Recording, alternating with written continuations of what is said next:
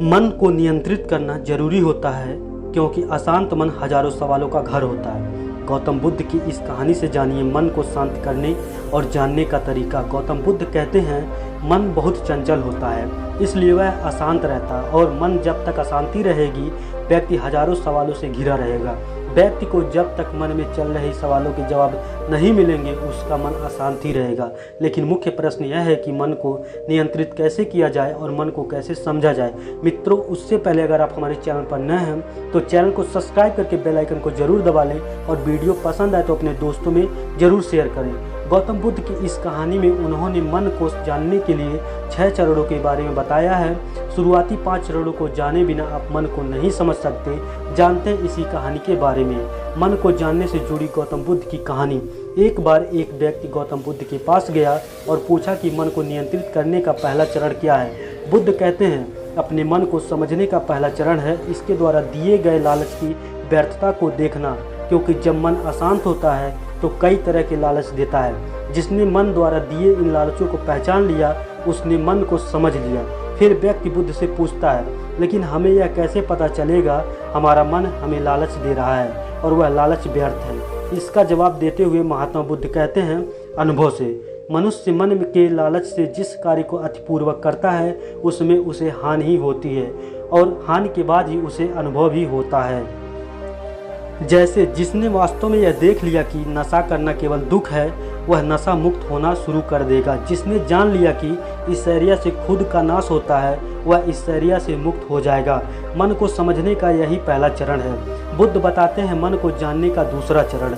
व्यक्ति बुद्ध से पूछता है, यदि व्यक्ति पहले चरण से यह जान जाता कि वह मन द्वारा दिए गए लालचों के कारण दुखी है तो फिर दूसरा चरण क्या है। महात्मा बुद्ध कहते हैं खोज पर निकलना। दूसरे चरण के लिए ऐसे व्यक्ति की खोज पर निकलना होगा जो कि पहले से ही अपने मन को जान चुका है, क्योंकि वही तुम्हारा मार्गदर्शन कर सकता है। बुद्ध बताते हैं मन को जानने का तीसरा चरण। व्यक्ति कहता है, लेकिन ऐसे व्यक्ति की पहचान कैसे होगी। महात्मा बुद्ध कहते हैं यही तीसरा चरण है। सुनना ही अपने मन को समझने का तीसरा चरण है। व्यक्ति कहता है, क्या इसे देखकर पता नहीं किया जा सकता। बुद्ध कहते हैं देखने में कोई व्यक्ति बहुत शांत और अच्छा लग सकता है, लेकिन उसके मन के भीतर क्या है यह उसके शब्दों से ही पता चलता है। लेकिन किसी की बातों पर तब तक विश्वास नहीं करना चाहिए जब तक कि वह तुम्हारे विवेक की कसौटी पर खरा न उतर जाए। चौथा चरण है कर्म करना।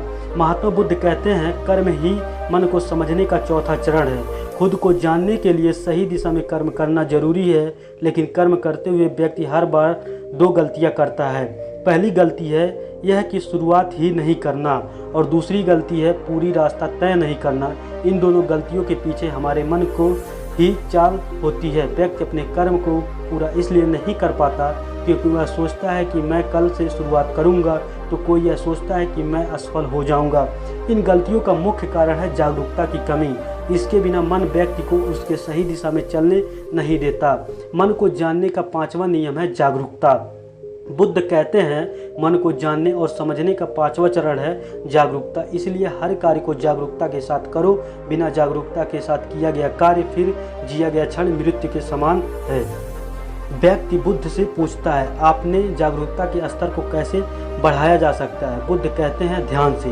ध्यान ही मन को जानने, समझने और नियंत्रित करने का अंतिम चरण है। यानी ध्यान ही वह नाव है जिस पर बैठकर मन रूपी नदी को पार किया जा सकता है। जिस व्यक्ति ने इस शुरुआती 5 चरणों से ध्यान को जान लिया उसने अपने मन को जान लिया। मित्रों, इस वीडियो में बस इतना ही। अगर यह वीडियो पसंद आया तो वीडियो को लाइक कर दीजिए और अपने दोस्तों में शेयर कर दीजिए। चलिए मिलते हैं फिर अगली वीडियो में। नमस्कार।